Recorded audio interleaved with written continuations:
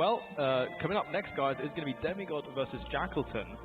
It's going to be a Terran versus Zerg, and I think that's a matchup that you and I both enjoy a lot. Yes, I enjoy TVC. I think it's a very interesting and dynamic matchup. There's a lot of things you can do, a lot of different play styles, different army compositions, so should be a good one. Yeah, I mean, it's a best of 5 as well. Yeah. We were actually talking about this a little bit earlier on, right? That, yeah, there might be a toss-up of if it was a best of 3, we could see some upsets, but in a best of 5, it's a lot harder, Jake. And like, why? Yeah, well, like, why is that? Well, actually, you see a lot of best of 5s where one person goes up 2-0 and then loses. Oh, yeah. And that's just not something that happens in a best of 3. In best of 3, it's 2-0, you're over. The game's over, so, you know. Yeah, that's fair. Well, of course, guys, with our introductions, here we have him, DeMiGoD, old Warcraft 3 plays, swinging back a little bit here. Like I said, I just had a very quick word with him, but he was very excited to be here. He was very proud as well to be representing his country at an event like this of this magnitude. And I think that's sort of, you know, the feeling I'm getting from many of these players that are here.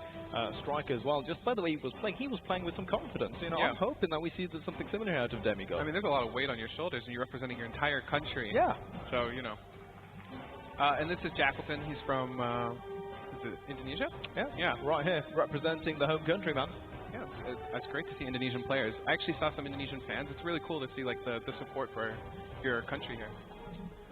Yeah, it's again, jaquelton is a little bit of a question mark to many others. We haven't really seen anything from him in the past, so this is actually going to be kind of the first time really that we get to see him a little bit more in depth, and that's why I'm really happy it is going to be a best out of 5 to extend out the length of this series. Honestly, that's actually a benefit to him too. You don't really know how he plays. You can't really study and prepare for him. So. True. But there he is, and you can hear it. The fans are here. Yeah, a lot of support for this man in the red. You know, I'm hoping as well, so it's similar like I brought that up around Strike, you know, as he said, yeah, I really want my family to watch me play. So I'm hoping that we have jaquelton's family here to support him. I'm sure they are. At least online or in some way they're here. Yeah, right. Which is awesome. Yeah, you know, it's, again, such a privilege to sit here together with you and Alex or something like this. Especially for a game that I love so much, StarCraft, man. But here it is, nonetheless, moving forward as we are getting closer and closer to game number 1 with the map picks and bans. For the starting map, it is going to be Fracture.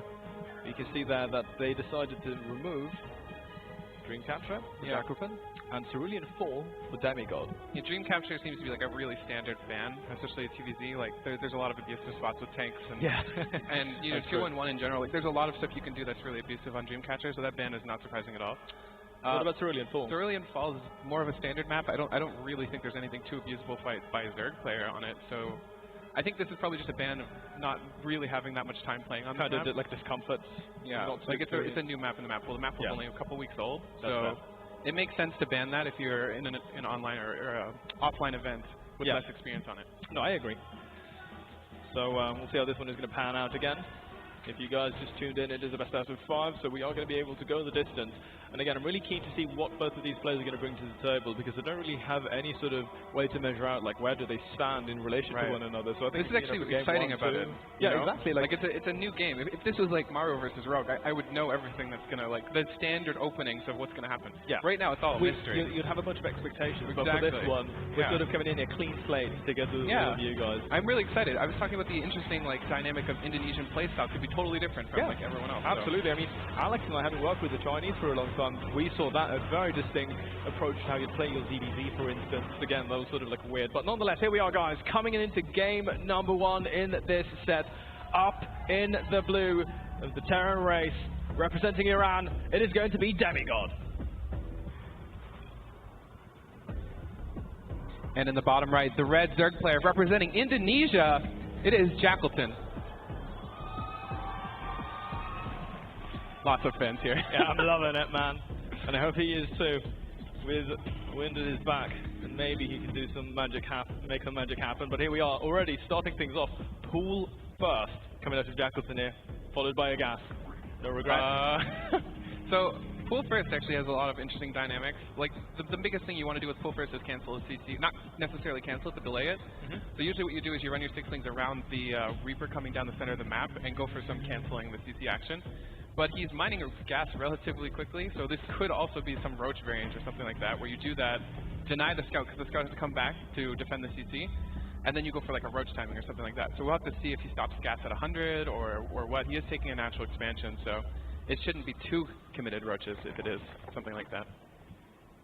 You know, one at one point, like all the way in the back of my mind, I was sort of like, yeah, you know, I'd love to see some sort of one-base shenanigan. Wasn't it Sue who was doing like the 3 Ravager opening in TVZ for the longest time? Dark like this stuff too. Like a lot of Zerg players like to mix it in. It's really good to mix into a series. It is, absolutely, especially if it's the first game.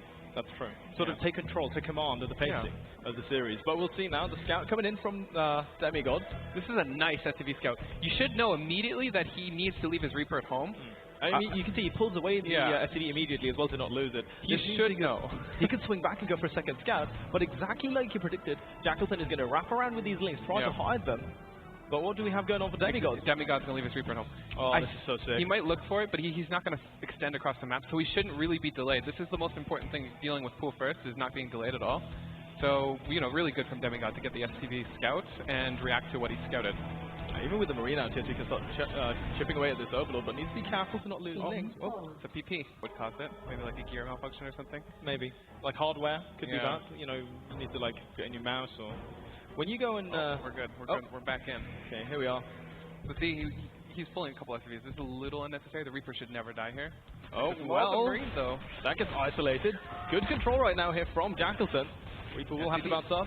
The SCVs here might get picked off, which is a little bit unnecessary, but it is doing a little bit more damage than I expected, especially with an SCV scout. Getting at least 1 SCV so far, and a Marine. And denying the command center as well. That was what you said, man. The most important part. Don't get too delayed. But he's actually lost a fair amount. And like losing that initial Marine as well is kind of annoying. jaquelton back at home looks as if he is indeed going to go towards that third hatchery.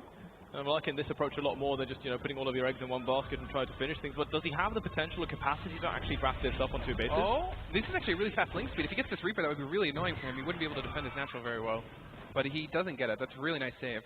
Good control there from DeMiGoD with those SCVs. But he's not going to keep committing. Another thing is if you swap the factory, like, you pretty much will always get your natural. But sometimes it's like you hit a really fast speedling timing, you can't swap your factory. Oh, yeah, that's true. And then you're actually just stuck. Because what do you do? Make Marines on your reacted racks. So this is really good for him that he at least got the factory up. So this should be... Oh, that's a mistake. That is, unless he's proxy hatching, which would be amazing. Just throws down a hatchery here. It's like, okay, you're not leaving your base. No, he has right-clicked it. So that's just a mistake. He should... This sometimes happens when you're rallying like links across the map and a drone gets like caught in the hockey. Yeah, that's fair. Like one of the eggs. Yeah, exactly. Right. But yeah, third base coming down here for jaquelton though, so he's just going to play it out very normally. You know, after come home. I've seen games where like people do this when they're rallying like an all-in and a drone comes with their all-in, they just throw down a hatchery. Because like, you already have a drone there, you might as well just meme a little bit. But, this is a nice scout actually. The Overlord scouting the starport with a tech lab. He should know that this is Banshee. Yeah, we have 4 Hellions on the ground as well already together with that Reaper. And what is that, 2 Cyclones being added into the mix? That's a little strange actually. I don't see too many Cyclones being added on after. Like it's usually 4 Hellion Banshee and transitioning pretty quickly. Like the Cyclones aren't really necessary because they don't really, you know, join the Hellions. Like what are they going to do? Like in reality that the Hellions can't do, right? Exactly. But we'll see now. Scan goes down so he actually sees the lair timing, but this third base, undefended. He did have the armory tech, so he's going to make these guys into hell, but the Queen's coming over now, but there's no creep spread, so he really needs to start laying into these units very quickly. Yeah, these 3 Queens should be able to deal with this pretty easily, but this actually would have been a little bit scary if instead of 4 Hellions it was 6 or something like that, and he had like the grenade. Oh god, no, is this where the Cyclones come into big plays? Yeah, this is where they come in. Oh my god. Jake, if they're actually going to gun this down... He even has a Banshee too, like these Queens are actually really vulnerable right now. Yeah, does he? He's got 1 transfusion at least. Immediately starts targeting that Banshee. That's really nice target control coming in here from jaquelton. The transfuses are so important. I think he missed a transfuse and lost a Queen already. I see energy on these Queens. Yeah, the Baneling's also going to get taken out, and these Hellbats are still reigning supreme. Okay, that was a nice hit. A lot of splash damage done here. He might actually be able to clean this up now with the Queen. Race around here from the Lings, the Queens as well, racking up the damage, and he will deflect. For now, jaquelton retains this third base and finds himself at a significant supply advantage. Yeah, that's really, really big deal. The biggest question, I guess, is if this base has a pretty low HP right now, and there's 2 Banshees. It is possible to get sniped down if there's Cloak or something like that, so as long as the base stays alive, he's in a really good spot. Yeah, but there's no Cloak coming out here from DeMiGoD. You can see that he's going to get a Raven. Going to add a 3rd command center as well. But jaquelton, I mean, with this, he defends. He retains 2 of those Queens at least, so he will be able to get that creep thread going again. I mean, looking at the minimap, could be a little bit better, but he's working on it. So I don't really feel as if he's really in any trouble right now. He probably feels quite comfortable. This is a very comfortable spot. Okay, another drone being rallied. That's unfortunate. 3rd one is a charm, right? Oh, he's a burrow zergling. Did he actually researched burrow to block the third CC. But does he have burrow? Is it burrowed? I can't tell. Yeah, it's hard to see on a tiny little screen. I'm pretty sure it's burrowed. I don't think it's burrowed. I could be wrong. I need my glasses. Oh my, the drone that could. He's scouting. He actually sees the move out of these units. And he might just be trying to do what you were saying, but he does have an overseer there. He's bringing in another queen from the natural expansion as well. Yeah, it has quite low HP though. 3 queens now. I'm a little bit worried, especially if this Raven can stop one of these queens from attacking. Oh my god, yeah, that's actually huge. Interference matrix. Yeah. Or like even if he throws down a turret, because those are really high DPS. You can zone away the queens. I don't think there's very many transfuses here, so this base is actually quite vulnerable. Okay, here's the turret. Oh my god, he's gonna go for it. He's gonna try to gun it down. He shouldn't be. Single auto turret. Is it gonna do the job? Oh, the hatchery's so low. Oh my god. He's focusing it down. Oh, it stays alive. I almost feel like he can dive it now with his banshees. He could dive it with a single marine, Jake. Yeah, this is really scary. I just think you should send the high HP banshee in. Just go for it. Scans the natural there. Sees nothing out of the ordinary, really. DeMiGoD, on the other hand, like he's got his third base down just now with a 4th CC made very quickly. I mean, he's going to be playing mech. Yeah, he's playing mech. But he doesn't really have a tank count just yet, so he is a little bit vulnerable. Actually, it's a 4th CC. That's a really fast 4th CC for a mech player. Yeah, and I think that's why his tank count is so low. Like it's cutting into his minerals a lot. Yeah, I'm a little bit worried. This is actually a pretty big roach timing. If he doesn't have anything at home, like I think he needs his banshees at home to defend this. Because only 2 tanks. There's a ton of roaches on the map right now. And now okay, the banshees are home though. This should be defendable. Oh, needs to be careful though. One of these siege tanks not sieged just yet. The other 2 now coming in from the main base as well. This is a pretty good spot. He defends this really easily. Unfortunately, not getting the third base on the other side though. I feel like that would have been like priority number 1. Yeah, I agree. Like you gun that down, and like even trade out the banshees, because with 3 tanks and a couple of hellbats, you do have enough of a buffer to keep those tanks alive to allow them to do the damage. Transition though here from jaquelton. He's going to throw down the Hydra. He actually went for the infestation pit before the Hydra. What do you make of that? Well, generally I would say that would be for swarm hosts, but we didn't see any swarm hosts, so I don't know. But why Hydras now? I don't actually like. There's no like process that makes you want to throw down an infestation pit before, unless you're going swarm host or fast hive. Right. And we don't see either of those things. So maybe he was wanting to do swarm hosts. I think he's producing them now. Yeah, 3 in production. That would make sense. Maybe a little bit indecisive, like initially, like not feeling comfortable enough to actually make that investment just yet. But nonetheless, I mean, jaquelton finds himself in a very good position. He's got that 4th hatchery up and running, going to be grabbing those gases as well. The 3rd hatchery has actually been transfused a couple of times. Yeah, that's good. So you can see that it's got one more HP straight banshee just kills that third base. It would be really annoying. So that'd be the worst. Yeah, especially when we get into like the later stages of mech where you see like Hellion run by, so they just transform into hellbats to kill the base or something like that. Like, it's good to transfuse it up. It certainly is. Starting to power up. He's got a lot of factories for mech here. Yeah, like 5 in total. It's quite a bit. Whereas 2 of them are producing tanks non-stop. I like what DeMiGoD was going to try and do. I think he wanted to clear out some of the creep. There's actually not any anti-air with jaquelton's army, so he could leave the banshees over top of it at all times. I mean, maybe that's why he wanted to go for the Hydra tech initially, to get a few Hydralisks just sprinkled in there so he can deal with the Banshees. Oh, he's going to get the Raven. Oh, nice pickup there for jaquelton. That's a big, big mistake. Yeah, I mean, there's a fair amount of units here, and especially so with the Locusts when they show up. Yeah, pushing up this tiny ramp would not be a good idea, though, into that tank count. Oh, but a Hellion run back coming in here from DeMiGoD. Remember, he does have Blue Flame. What is the backup to defend for these units? I don't think there's anything. I think the main portion of the army is out of here. There's a lot of drones, potentially. Lings come on in, but what are they going to do? Blue Flame Hellions. The entire army of the Zug is brought all the way back over towards his side of the map, but he has done a really good job in controlling the damage output, at least, losing only 4 drones. Oh, pardon me, 6 drones. Yeah, that's really not that much, especially considering he did 4 SCVs on the other side. That was a lot of Hellions for only 6 drones. Yeah, good definitely defense. Not cost effective. You were looking for way more than that. But nonetheless, I mean, so far is a relatively even game, but the creep spread is continuously growing. There's a ton of queens. Yeah, oh my god, how many queens is that? Like 10, at least 10. 9 queens that he's running around on the map with? I wonder if he's going to do a big push with these queens and swarm hosts and everything. He's actually a little bit vulnerable in 2 separate bases. He might lose a lot of drones here. Yeah, I mean, he certainly will. In the 4th base, in the main base. 10 already have been taken out. Yeah, this is a lot of economic damage right now. But jaquelton has a big mineral bank, so I mean, it's not going to be the end of the world, but it's going to be very annoying, and it could actually leave him a little bit susceptible if he's forced to go for an awkward remax. Yeah, I think the biggest thing is he has to spend his mineral bank now to replenish his drone count, but not the biggest deal, honestly. If he had no drone count, this would be like potentially game-ending damage. So absolutely. But with the big mineral bank, this is okay. We're running headfirst into this planetary fortress. There are a lot of tanks. Locusts get taken out very, very quickly. Is he going to lose his base? It's like you said, Jake. The Hellbats are going to kill the hatchery. I think this base goes down. That's a huge mistake as well. Oh my god, even more drones coming up here. Ready for the fryer. 28 in total have gone down. Now a couple of roaches have shown up to deal with it, but it's a little bit too late. It's way too late. I mean, the base is already dead. I almost think he needs to double expand now.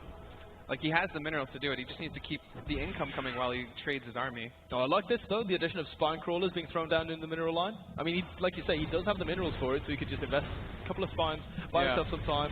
Now these aliens finally get cleaned up between the queens and the rest of the army. Yeah, it's a good job being done, though. Honestly, like, he had a really high bank. If none of this happened, the bank would be insane right now. Yeah, that's true. He's doing a really good job of forcing Jaquelton to spend his resources where he doesn't want to, which is not a remax, but replenishing the economy. Yeah, and on top of that, he's been keeping the Zerg army back at home during all of this time, which has allowed him to take a fourth base, make that a planetary comfortably. He's been able to grow his tank count. So now, I mean, I really feel as if the ball is kind of on Jaquelton's side of the court. He needs to figure out how to challenge this one. It's going to be very tough. Yeah, hopefully these don't land on Hellbats. This is not bad. I mean, he gets a tank or two there. Ready this time with a little bit of army as well to deflect those Hellions. I like this. Like, Jaquelton is adjusting really well to what's been going on in this game. Oh, he might lose another base. It's so close. Okay, he should save it. That was really close. Man, he would like be beating himself up if he loses that one. Yeah, it would be a little bit unnecessary. Fortunately, it wouldn't have been finished. He could have just cancelled it, but still. A little bit of an unnecessary loss if it happened. Yeah. Okay, Jake. But now looking at the army composition that we have from Jaquelton, Roach Ravager, Hydra, and only a handful of these swarm hosts. This is not enough to challenge a Mac army like this. No, I'm really scared for him. I think he needs Vipers or something like that. Without any Vipers or anything to really fight this head on, he's going to lose this fight, I think. Oh, well, here we go. The Queen's move commanded. A lot of the army coming in from the east side as well. He's got a very good angle of attack, in fact. As the tanks aren't actually sieged, he's decimating this mech army, but a big swell of Thors coming from the back lines, and they're going to push back the Zerg army for now. He was able to save all of his swarm hosts too, which was huge. If he had lost his swarm hosts, he wouldn't be able to like replenish anything here. But at least now he can replenish his army. If this fight happened like at his fourth or third base, he wouldn't have time to replenish his army. So now he can go for his wave 2 remax. Yeah, a lot of Thors in this army, more Thors than there are tanks present right now here for DeMiGoD. He's going to be gunning down this 5th hatchery down to the south-hand side. The army here for Jaquelton is still kind of just waiting. He makes 19 more Hydralisks, but is that really what you want versus tanks? Oh no, please don't lose the Vipers. If he loses the Vipers, that would be a huge mistake. Oh, they go down immediately. He needed the Vipers. They're really, really important. This is massive now. Good wave of Locusts drop down on top of all of this. But there are medevacs there to pick up and micro with these Thors as well. DeMiGoD is doing such a good job right now in this push. Yeah, I think 2 Vipers would have actually made a huge difference. Imagine 2 Blinding Clouds with the army being so clumped right now from DeMiGoD. But he lost them, so he wouldn't really have anything to do with this. Yeah, he's 2 more Vipers are out. He really needs to use them. Yeah, but there's no energy for them. Like, what is he going to do? He could abduct a Thor or 2, but the medevacs immediately pick them back up and take them back over towards the line of the Terra. Control from DeMiGoD. Yeah, he's playing very well right now. Jaquelton in a lot of trouble. He's lost 2 bases already to this main army. Another wave of Locusts going to be coming up shortly. There it is. That's actually a fairly significant one, but no, they're miscontrolled, and he actually loses all of their initial jump onto one of these units on the low ground. That was a very unfortunate control. We see the army supplies the regular supplies 187 to 146. It's a pretty bad position to be in, honestly. I don't know how he's going to stop the momentum here from DeMiGoD. Oh, it's looking as if it's just way too strong right now. Yeah. Every single time that he steps on forward to drop some corrosive vials, he loses a good portion of his army. And you can see it right there. This is going to be Jaquelton in his death throes. Not much left to do. Good game is called. DeMiGoD picks up victory in game number 1.